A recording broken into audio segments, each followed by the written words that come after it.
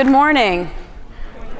I want to thank you all first for taking the time. I know it's National Pancake Day and you had to get up early, and I'm grateful to you all because I think there's an issue facing this country that Americans are worrying about all over the place. And a lot of people, frankly, are depressed about, they're despairing, and that issue is the price of college. And I think that too often these days what we're hearing about is that it's just going up and up, and that there's really no end in sight. And when we're spending time with children in our classrooms and trying to help them make their way through elementary school and high school, we have this little thought in the back of our minds. Like when they get there, when they get to the end of whatever road that is, how are they going to be able to pay for it? And so what I want to talk about today is first where we really are right now, what's really going on around this country when it comes to the price of college. And then I want to spend some time talking with you about actual solutions, a way forward. Because I think that the only good news right now is that while there's a gigantic problem, there are real things that we can do about it. Now, I'm going to talk today about a big study that my team conducted over a long period of time, about 6 years. And this study began where I think all of us working in education have to begin, especially if we want to design programs and policies that actually work. And that's to begin with the students themselves, and to really get into their heads and to think about the way that they live their lives as they move through school. And so that's where I'm going to start. And I want to first introduce you to a young woman named Chloe Johnson. I met her for the first time in the fall of 2008 when she was sitting in a cafeteria at a community college in Wisconsin, technically a 2-year technical college, where she was there to get a veterinary technical degree. She wanted to take care of animals because she'd grown up loving animals, and she was grateful that at some point when she was an early teenager, her mom had actually bought her a horse. When we're sitting there talking, I asked her a question that we ask a lot of undergraduates as they first get to school, and it's a simple question, it seems like anyway. It's, why are you here? You know, what brought you to college? And what Chloe told me was the same sort of reason that a lot of people go to college these days, which is it doesn't seem like they have much choice, right? She just knew, she said, that when you get out of high school, you go to college because she's trying to get a decent job. We spent a long time thinking about what decent meant. And I think that's something we all need to reflect on these days. What do we want when we say we want a decent life or a decent job? What she wanted was some stability. When she was 17 years old, getting ready to finish high school, her parents split up. The town that she grew up in was centered around a paper mill, and it closed down. It isn't surprising in today's world that what young people want is some stability. And she figured that a college education was the only way to get it. Now, a few weeks later, we were interviewing other students, and we met a guy named Ian Williams. And Ian grew up in the Milwaukee public school system. For those of you who aren't familiar with Milwaukee, here's what you need to know. It is the most segregated and impoverished city in the entire country. And frankly, for somebody to get through that school system, to actually make it out and graduate, that's a triumph in and of itself. Woo! All right, somebody knows Milwaukee. He really did. He was a triumph, okay? But he said he had always felt it in his heart that he wanted to go to college, but coming out of an environment like that, he could never know for sure. He kept saying, all I kept thinking was I would just get through high school and that would be it, and then I would go get a job paying my mom's bills. Now, this is so important because when Ian talked about his future, he wasn't talking about just himself, about getting a decent job for just himself. He was talking about doing right by his mom, about doing right by the woman who raised him and 4 other children and got him through that system. So that motivation, that pushed him. Similarly, Alicia, another student growing up in the same place that Ian did, said that she was in college because she didn't want to see herself where her mom was. Her mom had to depend on a man in order to make ends meet. She couldn't leave him no matter how things ended up because she couldn't afford to. And she knew that without a good college education, she would never have a real future for herself. And then there was Nima. And Nima told us that the biggest day in her life until she came to college was the day that she won the immigration lottery in Nepal. And her family was allowed to come to this country. Nima also struggled in high school, but she pushed her way through because she felt that she had an obligation, kind of the way Ian did, to repay the family that had brought her these opportunities. And so she knew that the minute that she made any kind of real benefits out of being in college, she was going to be not only repaying her family, but her family all the way back in Nepal. I emphasize these motivations for going to college, first, because I think that a lot of us talk way too much about people wanting to go to college only for their own personal benefit. And second, because the ways in which you think about going to college also shape how you think about the price of college and how you will, in fact, pay for college. If it isn't all about you, then the decisions that you make about things like taking loans will matter to you in different ways. And I'll get to that in a few minutes. First, I just want to take a step back, okay? Not everybody here's from Milwaukee. Not everybody here's even been to Wisconsin. You might have heard of the place. I've been thinking post-election that we all live in Wisconsin now. All right? But be that as it may, we have to take a step back and ask ourselves if these folks are unusual. And the fact is they're not.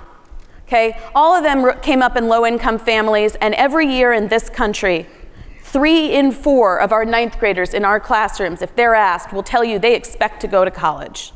And I think that's remarkable, because if you go back several decades, that is not what you would have found. If you came up in a family with few economic resources, frankly, you really didn't think you were going maybe even to the very end of high school, let alone going on to college. But if they do make it to high school graduation, and I want to point out that even at a time of historically high high school graduation rates, there are still plenty of people who do not even make it to that finish line. If they do cross that finish line and want to go on to college, only 50%, just about 1 in 2 of them, will actually make that transition. There's been a lot of talk over the last decade about how we don't really have an access problem anymore when it comes to college, and I've been a little mystified by that. Because when we're losing 1 in 2 students from low-income families who clearly do want to go to college and have graduated from high school, when we're losing 1 in 2 and they never make it even to the doorway of higher education, then clearly we still have an access problem. But we also have another very, very large problem, and that is that even if they do start, only 40% will get anything over the next 6 years. And I'm not focused on the bachelor's degree. There are plenty of good reasons to get a certificate or an associate degree. And here, what I'm saying is 60% of them will get nothing. And if we go back several decades, if we go back to the early 1980s, let's say, and you think about that college dropout problem, you might say to yourself, you know, but college isn't for everybody. And you all know people who, once they get out of high school, feel pushed to go to college. Maybe they get there, they decide it isn't for me, I don't really like it, and they leave. And in that sense, it was an experiment for them. The consequences weren't that big a deal if they left. But the world changed quite a bit since that time, because now we know that the vast majority of that 60% who leaves with no degree has a little parting gift in their hands called student debt. And so the consequences feel very different. Now, why should we worry so much about this college dropout problem? I mean, one reason that we should worry about it, of course, is because it's got personal lives of individual people caught up in it. People don't feel very good when college doesn't work out for them. But purely from a taxpayer point of view, we should be worried for another reason, and that is that we spend $200 billion a year on financial aid in this country. And it's kind of unclear what we're getting for that money. Now, I look at that number, and I have a hard time listening even to the left try to tell me that that's not a lot of money. Okay? $200 billion is a significant chunk of change. And so what does it mean if we spend $200 billion a year and we have only 40% of low-income students finishing college? What does that mean? Does that mean money doesn't matter? Those of us working on affordability should go do something else, like study remediation? Or try to figure out how to help people feel like they belong when they're in college? Deal with the first-generation student issue? Or does it mean that no matter how much money we spend, they simply don't exhibit the effort or have the will to finish college? I am sure you've heard all of those arguments. Okay? They're academically adrift. They're lazy. They just don't understand that they need to study. They're just not ready. We're sending too many people to college. These are the kinds of claims that are out there. And I've been really interested in them because, again, government is making a major investment. It's also making a promise. It's making a promise to people all over this country that if you don't have money and nevertheless you want to go to college, we've got your back. And yet, all you have to do is listen to people at their kitchen tables, to students in the hallways, to know that this 50-year-old system is broken. I've been walking into classrooms and colleges all over this country for the last 6 months, and one of my favorite things to do is to ask undergraduates, is college affordable? Now, I would kind of assume that if you were in college right now, you actually went and you're at a school, maybe some people in the room would raise their hands, yes, it's affordable, because they're doing it. Whether I'm at Temple University, where I work now, or whether I'm at Raritan Valley Community College in New Jersey, it has become very clear that when I ask that question, nobody's hand is going up. So clearly, something is wrong. And this is the sort of question, then, what's wrong? This is the sort of question that drove a research agenda that my team and I undertook with 3,000 Pell Grant recipients across Wisconsin over a 6-year period. They very kindly allowed us to follow them around, okay, not in a creepy way, in an appropriate manner approved by Human Subjects Review, okay? And to really, really get to know them. Not just to get to know their transcripts or their credits, right? Stuff that shows up in the administrative data that we all love to, look at. But also to get underneath that stuff and learn some of the stuff that, frankly, college administrators don't know much about. So we asked them all sorts of questions. We asked them questions about what they cared about, what they valued. If you want to understand whether somebody takes a loan or not for college, then you need to understand what really matters to them. We were able to ask them questions, for example, like, what do you do with your money? Some people think that they're spending it on partying, so we asked them about the time and money they spent on partying. But we also asked them about the time and money they spent on their younger siblings and their cousins, right? We also bothered to ask certain things that, as they noted to us, nobody ever seems to care about. Like, how much sleep are you getting? Have you eaten lately? Right? Stuff that could affect their college performance that might be affected by a lack of resources but isn't getting dealt with by financial aid. And then we got to do something that if you want to know more about, you can take a look at the book. We got to engage in a randomized experiment, the first experiment of a need-based aid program ever conducted, where some people got more money to go to college through grant aid and other people didn't. And so over time, we got to trace those differences and see how they played out for those students.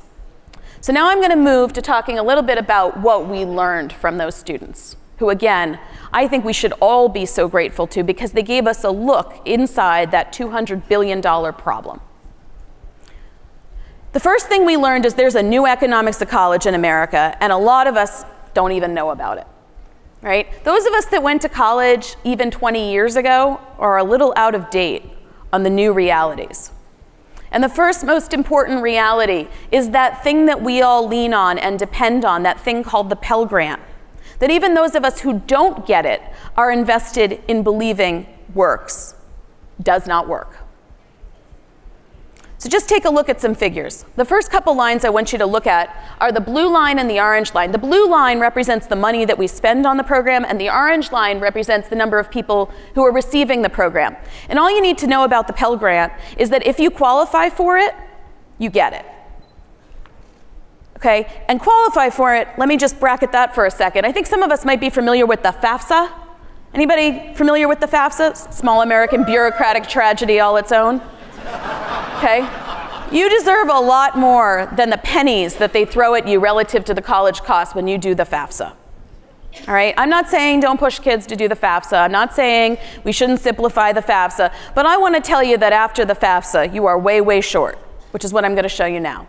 But if you fill it out and you qualify for the Pell Grant, you get the Pell Grant. And so those lines, they track each other. And over time, they went up at a certain point in time, which if you know your history or you were around in the last few years, you know perfectly well was when the economy tanked. And this is what programs for low-income folks are supposed to do. When low-income people need money, we are supposed to provide the money so as to offset any hardship that they might be facing. Those spikes, however, really freaked people out, okay? Especially those people in Washington, D.C. Both sides started putting those statistics out there. Well, we're spending all this money, look at that spike, but look at those college completion rates. What's happening? Does that Pell Grant not work? And then all of a sudden, they started raising another set of questions. They started talking about these people known as Pell runners. I don't know if you've heard of these folks. This is a breed of folks that apparently, in the interest of getting maybe $4,000 or $5,000, apparently think it's a good idea to apply to college and fill out that FAFSA and then enroll and get the Pell Grant and then run away with it. Okay? I could think of easier ways to get that kind of money, and it turns out so can most people. Because while I got a lot of calls from the media going, have you met a Pell runner? Can you introduce me to a Pell runner? They had about as much luck finding that Pell runner as Ronald Reagan had finding that welfare recipient who was riding around in the limousine with her kids in the back having a good time on cash assistance. Okay? That's what that spike, however, felt like, right, to DC. Now, what do the rest of those lines mean? Well, those lines at the bottom of that graph, they're kind of flat-lined. And those flat lines, those represent the amount of money, total, maximum, and average, okay, that students could get from the Pell program during that time. And what you can see there, again, is that they are awfully flat. The problem, of course, during that time period was that the price of college was not flat, right? Go back to the early 1990s and watch as states are pulling back on their support for higher education on a per-student basis, and the tuition and fees keep on rising, and those lines remain flat. And what that means is that the effective purchasing power of that Pell Grant declined. Now, when this program began in the 1960s, it was imagined that it would cover the full cost of attending community college or a public four-year institution. That's why we say, hey, Pell recipient or possible Pell recipient, come to college, fill out the FAFSA, we got you. Because it's supposed to make them whole. The problem is, it doesn't. As you can see, those lines have been going down for some time. And today, rather than covering 100% of the cost of attending those public institutions, it covers less than 2/3 of the cost at a community college and about 1/3 of the cost of attending a public four-year university. Now, the real problem is that students and families don't know that, okay? And they don't find out that the Pell Grant doesn't pay like it used to until they've enrolled in college and gotten a taste of the education that we're providing. They start taking classes, maybe even enjoying themselves, learning something, and then, and only then, do they find out how short they are when it comes to their grant aid.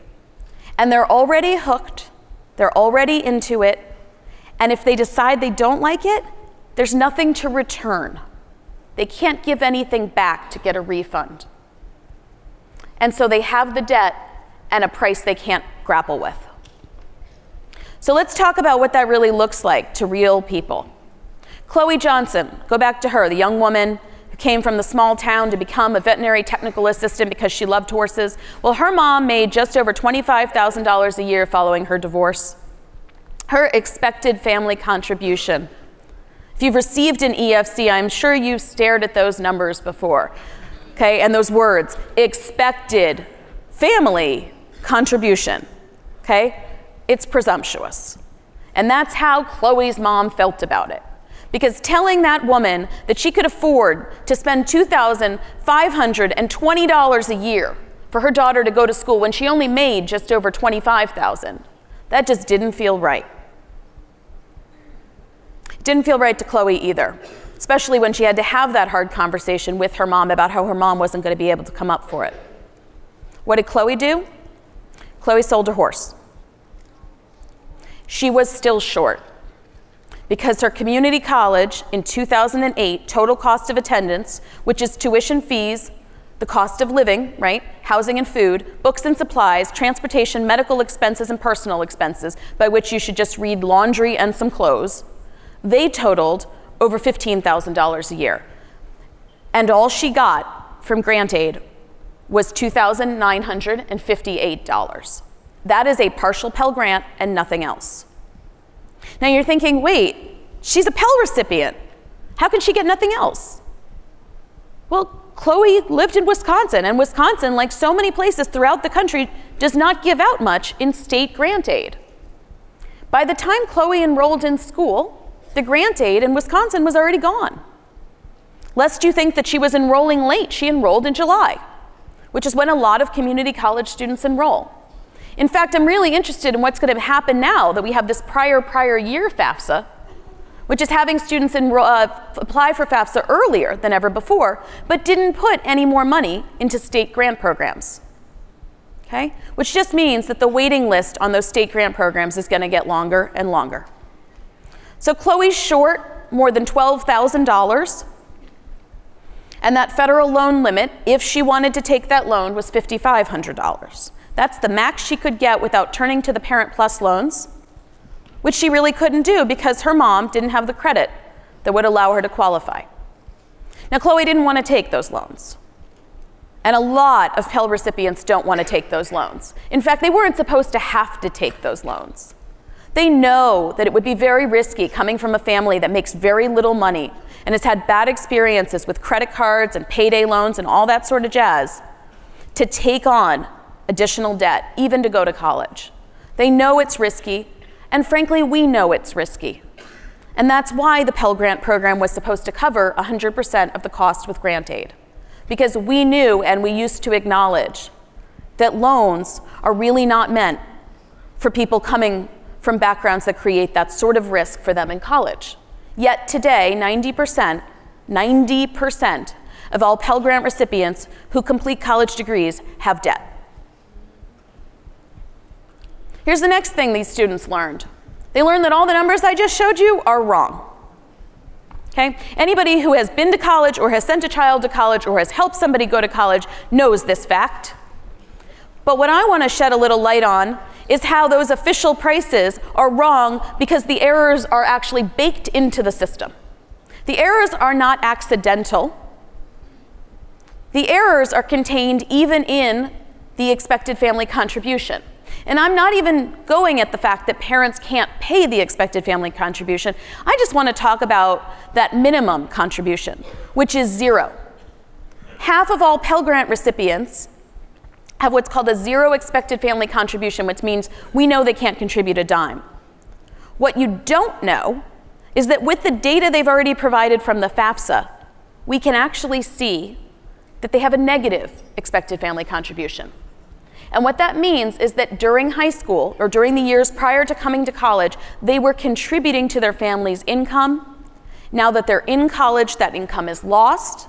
And so in order to actually cover their real financial need for being in school, we would need not only to not to charge them, but to compensate their families for those lost wages. We can have a values debate over whether we should or shouldn't do that. I don't actually think it matters all that much. All that matters is that when we say we've met students' need and we ignore the negative, we're actually ignoring information that could have told us that they needed more than we were giving them. Okay? Financial aid just simply misunderstands families where that dynamic is happening. Ian Williams faced this. He made it pretty clear that during college, he was not only short of his financial aid that he needed for things like his books and supplies, but that he was also spending some of that money helping his mom. And you can see from this quote the conflict that's happening for this young man. as he tries at 19 years old to pay for what he needs in school, a place that he only got to because his mom made it possible for him, while at the same time struggling to pay what she needs. He told me that it felt both good and bad at the exact same moment. And that's what makes it so complicated for any of us who look to solve this problem. Paying your family helps you stay in school, but paying your family takes away money that you actually need in order to stay in school. There's another reason these numbers are wrong, and that is that for some bizarre reason, we've allowed colleges and universities in this country to decide what it costs to live off their campus. Okay? Every time that you look at College Navigator or any of these places to help advise students on their college costs, you double down on a number that they have produced, which includes an estimate of the cost of housing and food that is not on their campus. And this is true for the majority of students. 87% of today's undergraduates do not live on a college campus. The problem here is that colleges and universities have very few incentives to actually get those numbers right, and strong incentives to make them look low. If you want to lower your price as a college or university and get accolades for it, or maybe even get more applications, all you have to do is reduce your estimated price of living near the school. I recently visited the New School in New York City, a school that I've long had a lot of respect for, a school that does great work with its students. But I had been invited there by the students and not the administration, and I was curious about why. So I pulled up those numbers from College Navigator on the train on the way up there, and I looked over the last 5 years and noticed that their cost of attendance had gone down. And I looked a little further, and would you know that according to them, over the last 5 years, it's gotten less expensive to live in New York City? Okay? 1/3 of public colleges and universities in the United States, 1/3, are underestimating the living costs of living near their campuses by at least $3,000. The other hidden cost, the other thing students don't realize, is that if they do what some of us are pushing them to do, if they match properly and go to more elite schools, well, they're going to face additional costs. Because frankly, it's very expensive to try to fit in with people who have a lot more money than you. And if you think that they can forego those efforts, then you should talk to some of the ones who are feeling profoundly alienated and left out of virtually every social setting because they can't afford to participate. Those social settings are part of what creates those returns to college that we all brag about. If they can't join in those, if they can't afford to participate in those things, then they really aren't getting the full college experience. Other things we learned about, this one shouldn't surprise anybody. The price goes up over time. Students and families spend a lot of time staring at that first number, making a decision about whether or not they can afford college.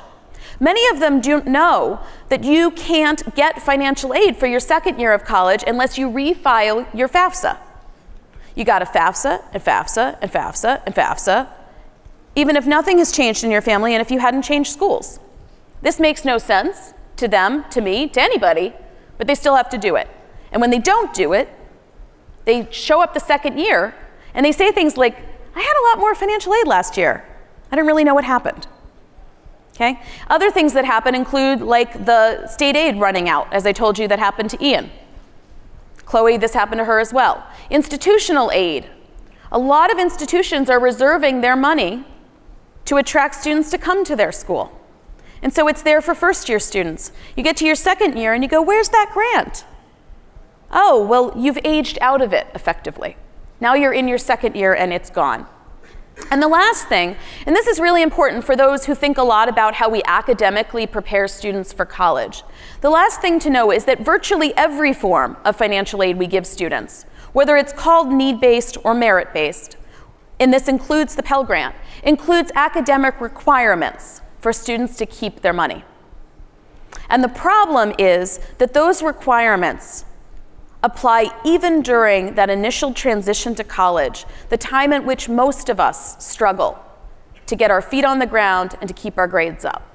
If a Pell Grant recipient, like Chloe Johnson, makes a mistake In Chloe's case, she took 18 credits and worked 2 jobs to try to avoid taking those loans. She took the 18 credits. Complete College America should give her a gold star. She understood 15 to finish. Okay? She got it. What she didn't realize was she could never handle that. And so she started falling asleep in class, and her grades started going down. And she figured it out. She understood this was a mistake, so she tried to drop a job, but she couldn't afford to drop the job until the loans that she applied for came in. Well, she applied in October, and they came in December. And by that point, by the time she quit her second job, her grades had gone so far down that her college sent her a letter in the mail, and they informed her that she was now on academic probation. As a first-generation college student, she had no idea what that meant. She assumed she'd been kicked out. Next thing she did, she hopped a plane to go visit her dad in Florida, move in with him and his new wife, and quit college, taking her student loan debt with her. Given all of this uncertainty, given all of these changes, given the ways in which the system is not transparent, is not something we can count on, it makes a lot of sense that people have a hard time trusting it. I think we actually need to pay some attention to the emotions involved in today's financial aid system. Okay? A lot of effective public policy works because people feel decent about it. They feel like they can count on it, so they engage with it. This system is something that not only frustrates people, but it makes them angry. Okay? And that's one of the reasons why I don't think it's politically sustainable. Talk more about that in a little bit. All right, so how do students manage to make it? Well, they make it with loans. Even the community college students are now taking loans, and they're taking loans in their very first year of college. The students in our study, like students all across the country, are not utilizing something that I think our popular imagination holds out as their great option, which is work-study. Okay? The work-study program, in theory, allows a student to earn some money while they're on campus, and they can do their homework while they're checking out books at the library. In reality, most schools have very long waiting lists for work-study, because not only is there a shortage of funding for that program, but it's not allocated based on how many students need the funds. It's not allocated based on the budget or endowment of the institution. It's not even allocated based on the size of the institution. The work-study program is allocated based on the age of the institution. The institutions with the most work-study funds are those closest to Plymouth Rock. This is higher ed policy today, okay? We need to fix this problem. There are some powerful, older institutions that don't want us to fix this problem. But that's a problem we can solve, right? The other thing that they're doing, of course, is working. Now, I worked my way through college. I waitressed. I got 40 hours a week at a single employer. I was lucky. I was lucky that that employer would give me the hours that I needed. I was lucky that I could pocket my tips in cash. Don't tell the IRS, okay? It worked really well. A lot of students today are trying to work, and work just doesn't work like it used to. Just doesn't. They got to take on 2 jobs, sometimes 3, just to get enough hours. Okay? Their employers are asking them to show up for shifts that they've only told them about the day before. And a whole bunch of students are not able to find the jobs that they need. We too often assume that if a student isn't working, they're not working because they don't want to. They don't understand the value of work. We don't realize that what we're often looking at is somebody engaged in job search. Somebody who is frustrated and who isn't getting the money for the time that they're spending looking for work. There's another kind of working student, and that's the student that some of us professors have run into in our classrooms. Has anybody had students fall asleep in front of you, whether in high school or college? All right. It's frustrating, okay? It's even a little insulting. As an assistant professor at the University of Wisconsin-Madison, a young woman fell asleep in my class one day. It was the 3rd time that had happened, and I'd had it. I really just thought, this young woman needs to understand the importance of sociology of education, okay? This is a great class. I'm entertaining. Come on, lady. So I went up to her at the end of class, and I said, you know what, just come see me in office hours, which of course scared the heck out of this first-generation student. She looks at me with these big eyes, and I said, just come see me. So she came that afternoon to my office, and she sat down, and she said, I'm sorry, I fell asleep. And I said, what is going on? Am I boring you? And she started crying. And I pulled out the box of tissues. And within 5 minutes, I had found out that, like so many other students, she didn't have enough money to pay to be in my class, and she was working the graveyard shift at the local grocery store, stocking shelves for 5 hours before getting off that work shift and coming into my classroom. Okay? That was the only way she could be there. She earned more money per hour working at night, and she had other obligations during the day to her family. If I hadn't bothered to ask, I would have written her off as not very motivated and not worth my time. Instead, I hired her as my work-study student. She graduated from college and went on to get a master's degree.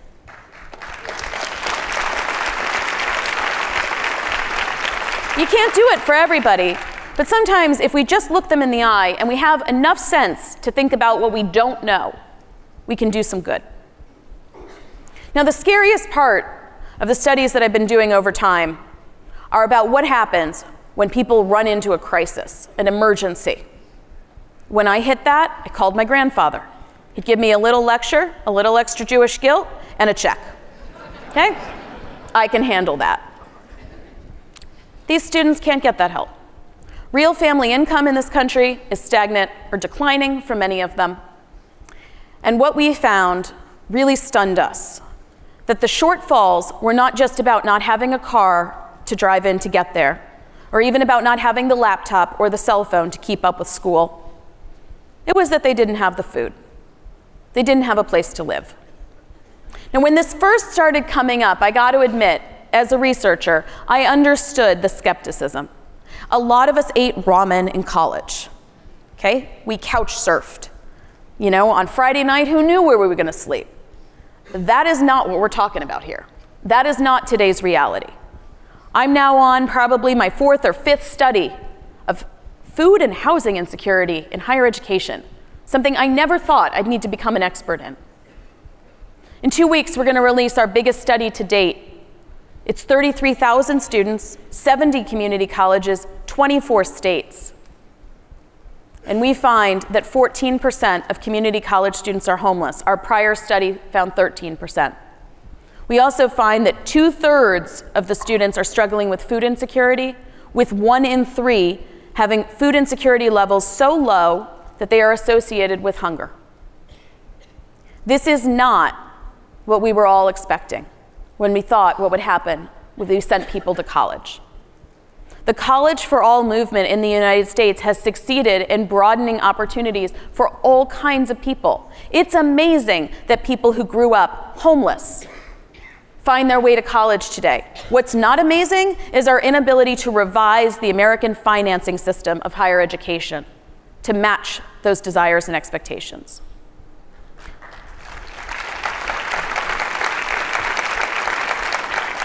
So we tracked the students for 6 years, okay? It was a long time. We wanted to watch. We wanted to see if those federal numbers would look like our numbers, and sadly they did. Okay, only half of those students got a degree of any kind, and 40% of them ended up with no degree but had debt. The vast majority had borrowed for their very first year of college, and the debt they had averaged about $5,000. And that's the story of the debt crisis in this country. It is not about trillions and trillions of dollars. If everybody had borrowed a little bit and was able to pay it back, we would still have trillions and trillions of dollars because lots of people are going to college now.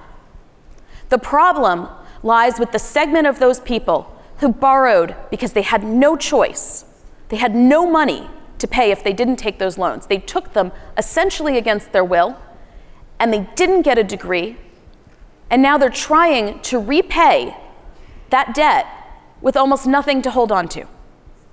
They're the ones who are struggling.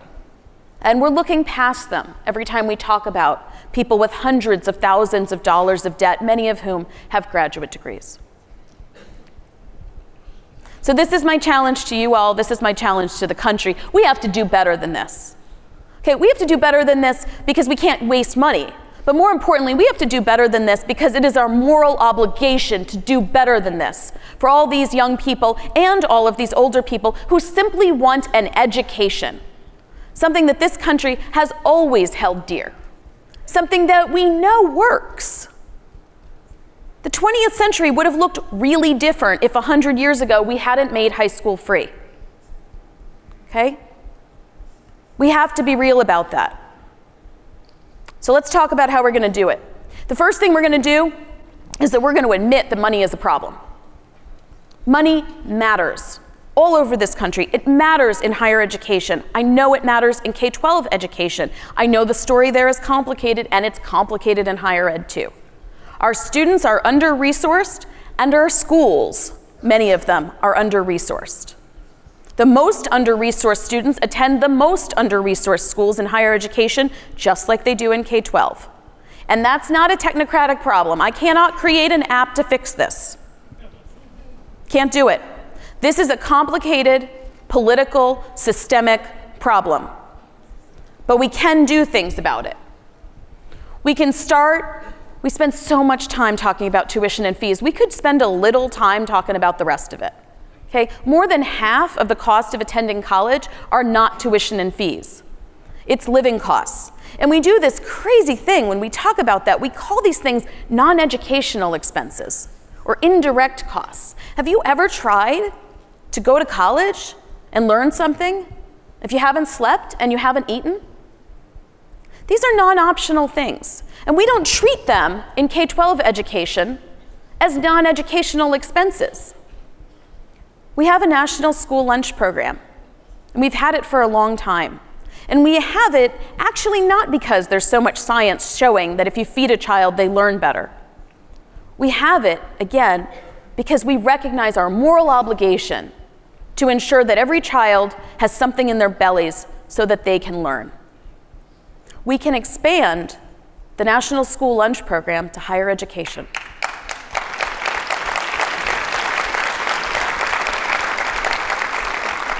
We can also do more to introduce today's colleges and universities to their communities. In every community, there are people who know how to operate food pantries. There are people who operate food banks and have lots of food that can be leveraged, for example, to create what are called food scholarships, providing students with groceries every couple weeks so they don't have to worry about it. We can work with our local housing authorities to change the rules that currently tell undergraduates they're not a priority for housing and may even penalize them if they enroll full-time.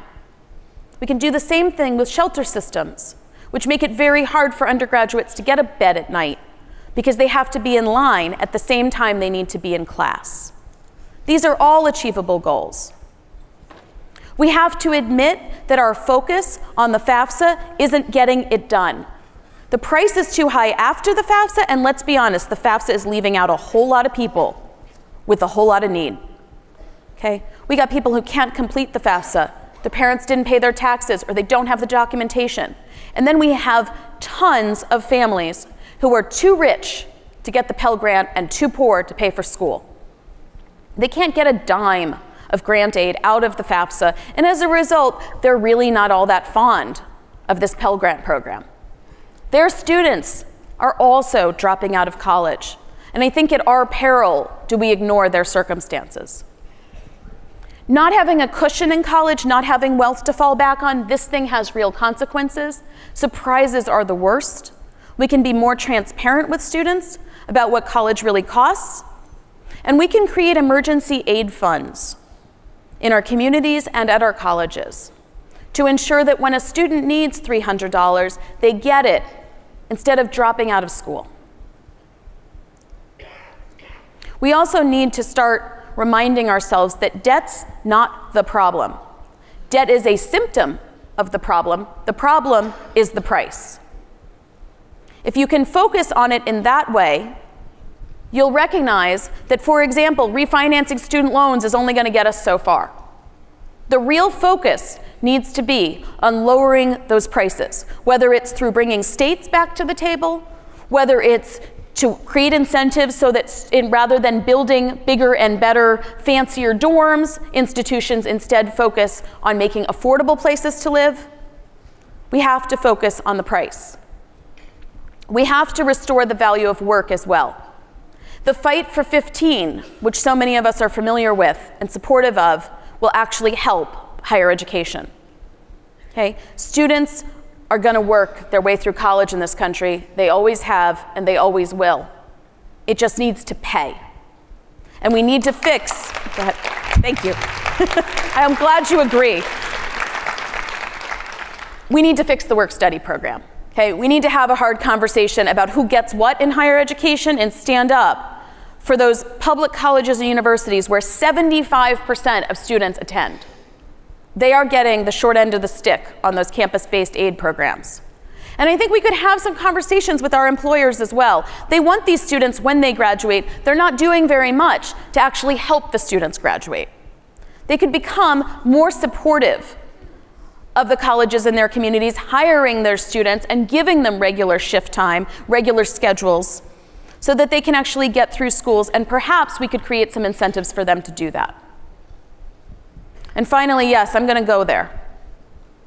We've spent too long pretending like the way to finance higher education needs to rest on those private returns to college. This is not an individual problem. This is a problem that's affecting everybody in this room and most people across the country. It's making people angry. It's making people think the government is out to get them. It's making them think that the government is ineffective and is failing. When we made public high schools free, we sent a really strong signal about the value of that kind of education. We didn't reduce people's motivation to try hard in school. There's very little evidence to suggest that. What we did was tell them that price really shouldn't be what's standing between them and participating in the classroom. Now, yeah, people still drop out of free public high school, which we no longer need to even say free in front of it. We just know that public high school means that we don't charge tuition. And sure, there are places that don't have enough books and supplies for their students. But for the most part, we've eliminated the majority of the role of price in the chances of getting a high school degree. And I think it's time for us to consider doing that for the 13th and 14th years of college, which frankly are no longer optional. I mean, it's not to say that everybody needs to be a philosophy major or get an English degree, but we all know you can't even fix your car today without using a computer. And that training comes in the 13th year. There are so many ways that we can make public higher education free in this country, and I think we've only begun to talk about them. One of the biggest discussions that we have to have is whether we want to prioritize public, affordable education or whether we want to prioritize school choice. In higher education,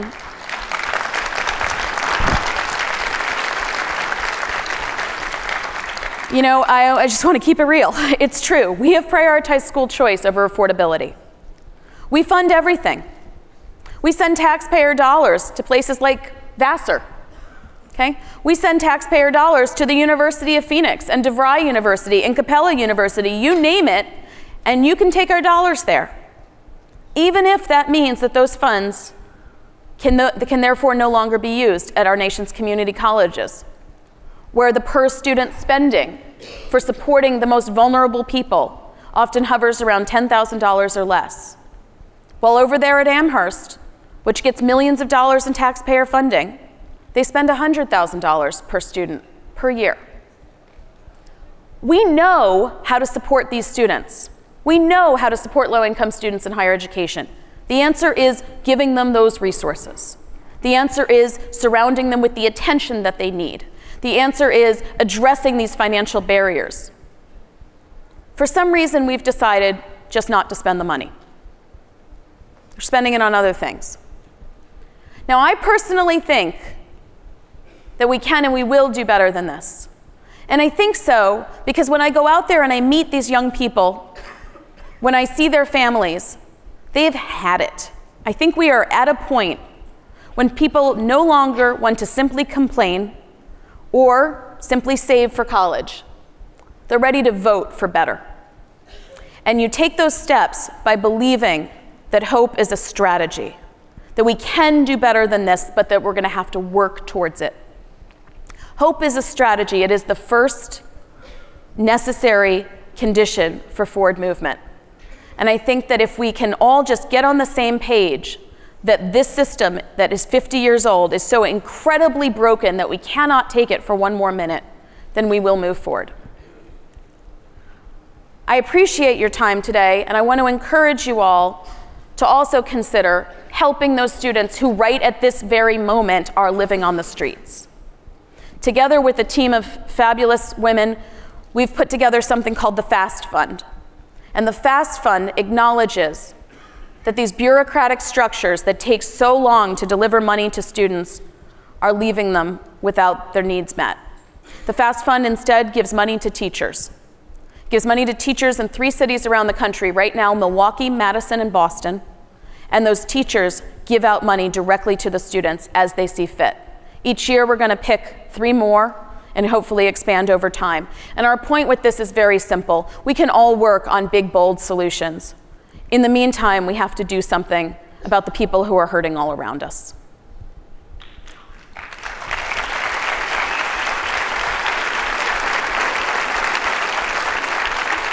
As I close and get ready to take a couple questions, I want to let you all know what my team's going to be doing going forward. We've been kind of amazed at the depth and comprehensiveness of the problems in front of us, and yet we remain very hopeful. We remain hopeful that we can find solutions that will, in fact, lead food pantries to partner with colleges, lead food banks to give out food scholarships, lead housing authorities to collaborate with colleges and universities, lead transportation systems to rethink how they support the nation's prospective college students. And so next year, we're going to be opening the Hope Center for College, Community, and Justice, and we would welcome your support. With that, I'll stop and take your questions. Thank you.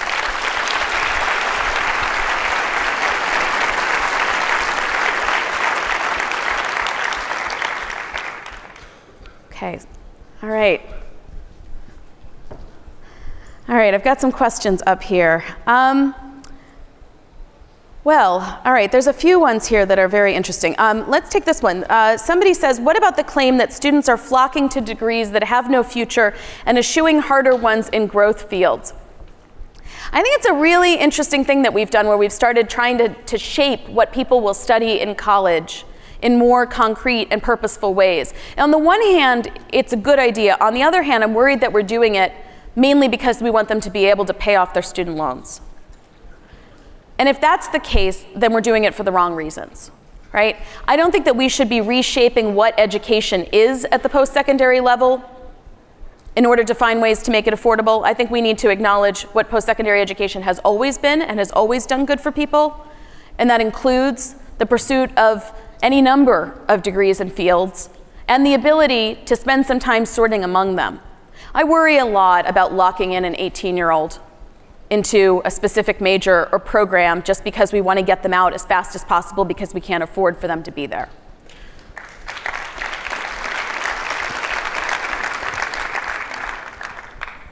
How can Democrats fix higher ed and win back Trump voters? Okay, let me take that. That's kind of a fun one. Look, I think we actually really overlooked a group that I saw a lot in this study. I'll be real honest with you, it's rural white men. Okay, there's a lot of rural white men who are really pissed off. And I actually think they have every reason to be. I think what the Democrats haven't acknowledged, especially when we look at the so-called education divide, we think that what we're looking at when we say somebody's non-college educated, we think we're looking at a person who doesn't understand that higher ed's important, or doesn't care the way we do about education. I don't think that's what we're looking at. I think that when we look at those folks, a whole lot of them did want to go to college, and they tried, and it didn't work. And now they too have debt and no degree. It's not the only reason that they're disaffected and unhappy, but our plans often do not include them, and they don't articulate the problems in the ways that it will address it for them. I also think the other piece that the Democrats need to pay a lot more attention to are the role of our rural colleges. We're spending a lot of time in these urban areas, okay? The rural colleges have very few resources and yet are based in people's communities. And I think we have to worry a lot about equating going to college with going away from your community. So online education may solve some of that, but again, we don't have the broadband access that we need in a lot of places. And frankly, I don't think you should have to choose between having in-person instruction and being online just because of your geography. I think we need to do more to resource those schools that are located in those communities. Another one here. What's the role of the gap year in this system? I love these articles that come out that describe these fancy places that people are going on their gap year. What you need to know about the gap year, and I wrote an article about this probably a decade ago now, is that there's a huge social class gap in the gap year, okay? I mean, look, some people are going essentially on vacation and other people are going to work at McDonald's. And if we could develop a system where we could tell that 18-year-old they're going to wait a year or two till they come to school, I would be as happy as anybody. But that's not what's going to happen. What's going to happen is that my kid's going to go off to Europe and have a great time and definitely go to college, and somebody else's kid's going to go work at McDonald's and never end up showing up in school. So I think we have to be wary of glamorizing solutions that could actually hurt people if they engage in them. And that's the problem in the whole general policy space right now. We're pushing forward solutions that will work for some, but might actually hurt the most vulnerable. And we have to do better than that. I'm going to stop there. Thank you all so much for your time.